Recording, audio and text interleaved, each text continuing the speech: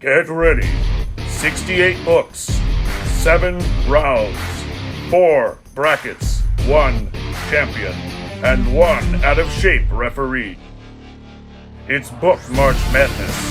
Submit your own titles, vote for your favorites, watch the fierce competition, and predict your champion to enter to win a prize. Who will be left standing when the final buzzer sounds? Only you can decide. Let's do this!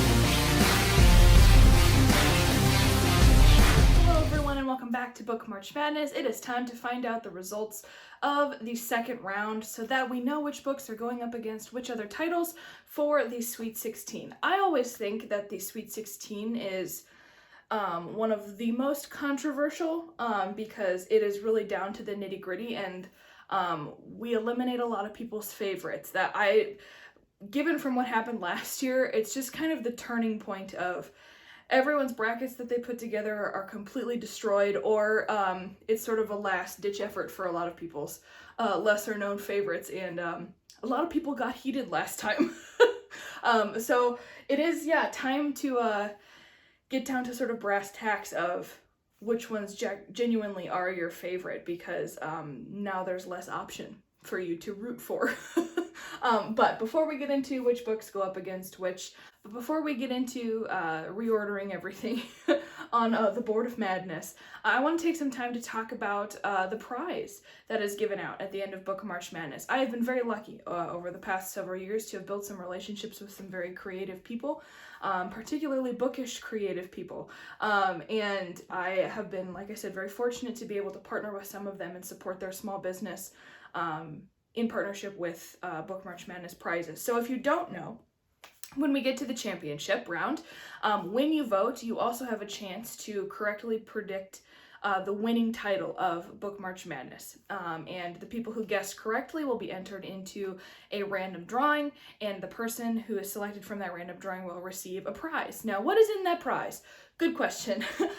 This is where those bookish creatives come in. You will receive a variety of items from those people, as well as a copy of the winning title and a copy of the book off of your wish list. Now, I do want to say that we only have one creative this year, which is fine. So you might get some extra goodies from me. Some of my personal favorites are also in that prize package, as well as a really cool laminated certificate that you won Book March Madness. So I'm really excited to introduce the creator for this year. Her name is Naya, and she runs the Fictional Boutique on Instagram and also her Etsy store.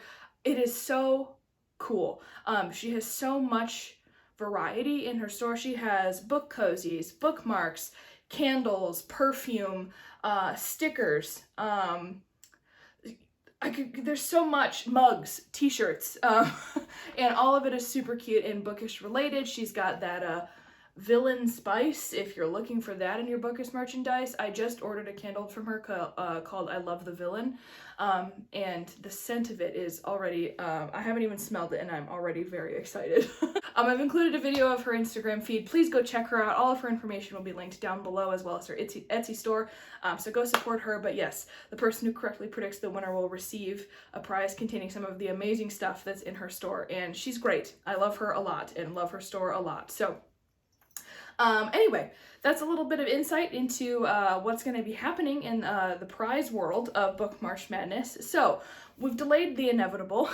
Let's talk about the results of the second round. The first round was chaotic, I will admit. We had 5 different overtimes. We only had 1 this time, and not in any of the brackets where the overtimes were necessary last time. So it was a completely different pairing, which I thought was interesting. But let's start with the fiction bracket, and we'll work our way over, just like we did with the first round. So let's talk about the comfortable wins first. We only had 1 pair in which there was a comfortable win, a champion title easily won over a new release. And surprisingly, that was between A Christmas Carol and A Beautiful World, Where Are You by Sally Rooney. I had expected this to go farther than it did. And by over half the votes, like Christmas Carol got twice as many, more than twice as many votes as Beautiful World, Where Are You? So the Sally Rooney title that is everywhere is no longer in the competition. Okay, we had 2 close calls. Again, I'm reading off my computer screen, if that's why I'm looking over here. But we had 2 close calls in this bracket, and let's start from the bottom. So between The Count of Monte Cristo and The Midnight Library, again, I was surprised because this is the #1 rookie release, and it lost by 2 votes to The Count of Monte Cristo. So another champion moves on to the Sweet 16. Another close call and another very popular rookie release that fell prey to the champion was between Lord of the Flies and Such a Fun Age by 1 vote. The Lord of the Flies took it over the Kylie Reid Such a Fun Age title, and so Lord of the Flies will be moving on to the Sweet 16. Where the Crawdads Sing was very clearly the popular favorite, and I know that it beat out a lot of books last year. So if you were irritated that Where the Crawdads Sing beat out some of your favorite books, never fear, because Anne of Green Gables, by how many votes was it?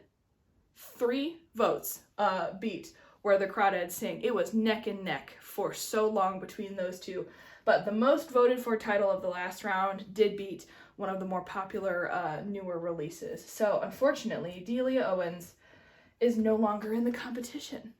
Moving on to the historical fiction bracket, we had 1 comfortable win also in this bracket, and that was between the bottom pairing here between The Vanishing Half and Malibu Rising. And I was not surprised that The Vanishing Half did so well, again, by double the votes that Malibu Rising got. The Vanishing Half did win, and so the Taylor Jenkins Reid title is now out of the competition. We had 1 close call in this bracket, and that was between our top pairing up here between The Kite Runner and Things Fall Apart, and I think it was 4 votes separated Things Fall Apart from The Kite Runner, and unfortunately the Chinua Achebe title is no longer in the competition. So The God of the Small Things and Memoirs of a Geisha, by 2 votes, The God of the Small Things lost to Memoirs of a Geisha, and so the Arthur Golden title will be going on in the competition. And then between The Lost Apothecary and the Kristen Hannah, again, I've been keeping my eye on Kristen Hannah, and I think it was by 1, oh no, excuse me, I was reading the wrong one, by 4 votes, the 4 wins beat The Lost Apothecary, so the Sarah Penna title is also out of the competition. Moving on to the encore bracket, we did have another comfortable win. Again, The Firekeeper's Daughter won by more than twice the votes of the Spanish Love Deception. So the #1 rookie release in this bracket is also gone from this competition. We had 2 close calls in the encore bracket between The Picture of Dorian Gray and The Gilded Ones. That was the only pairing that went into overtime, and by 4 votes after that 5-hour overtime, The Picture of Dorian Gray pulled ahead of The Gilded Ones, and so another champion title is moving on in the competition. And then the other close call was between Black Beauty and The Bell Jar. Remember, this is the #1 champion book in this particular bracket, and by 4 votes, it beat The Bell Jar by Sylvia Plath. So unfortunately, Sylvia Plath will not be moving on. The Paper Palace, which was the most voted title in this bracket, did beat Honey Girl, and so the Morgan Rogers title is no longer in the competition. Moving on to the Book Was Better bracket, we had 1 comfortable win in the Book Was Better bracket, and that was between The Maze Runner and The Wizard of Oz, and The Wizard of Oz, again, by more than twice the votes, beat The Maze Runner, and so that wild card choice is no longer in the competition. That makes 4 out of 4 wild card titles are out of the competition, which was interesting because last year Little Women, which was the wild card choice I think for the classics genre, went all the way to the championship with Pride and Prejudice. So just goes to show, tastes differ, you know, year to year. We did have 1 close call between a champion and a rookie release, and that was between The Life of Pi and The Invisible Man, and by 2 votes, The Life of Pi beat out The Invisible Man, so another rookie release will no longer be moving on to the competition. And the last 2 in this bracket, unfortunately, are upsets, and 2 newer releases in the Booktube screen adaptations beat out the champions of their genre. And so Always and Forever Lara Jean, which was the most, why did I say that French? Lara Jean, which was the most voted for title in this bracket, did beat by I think 1 vote. 1 vote it beat out The Girl with the Dragon Tattoo. So the Stieg Larsson fans really showed up, but unfortunately not quite enough. And despite my rooting for it, even though I'm not allowed to vote in this competition. This is really the only horror thriller title we've got up here, and by 2 votes, I think. Unfortunately, The Silence of the Lambs was beat by the Jack London title Call of the Wild. So we kind of have a 50-50 split of 2 champions and 2 newer releases in the Book Was Better bracket. There you have it. Those are the results of the second round. I'm going to quick reorder my board, and then we will talk about the Sweet 16 pairings. Okay, the board has been reordered, and we now have the pairings for the Sweet 16. So let's talk about quickly, before we go through the pairings, which books were the most voted titles out of the second round. We had a bit of a switch up between 2 brackets. So in the fiction bracket, the most voted for title last round was A Christmas Carol. Much more over Anne of Green Gables, which I thought was interesting. The Vanishing Half maintained its status as the most voted for title in the historical fiction bracket. The Picture of Dorian Gray actually received the most votes outside of the overtime, not including the overtime, but it did actually receive the most votes out of the competition. And then in the Book Was Better bracket, The Wizard of Oz maintained its status again as the most voted for title. So a couple titles shifting in there. The front runners have changed a little bit. So let's talk about the new matchups. So in the fiction bracket, we have Anne of Green Gables going up against The Lord of the Flies.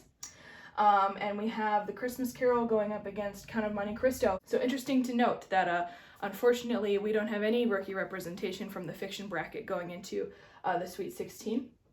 In the historical fiction bracket, we have The Kite Runner versus Memoirs of a Geisha, and then we have The Vanishing Half going up against The Four Winds by Kristen Hanna. We have a champion and a rookie pairing, so it'll be interesting to see what comes out of that.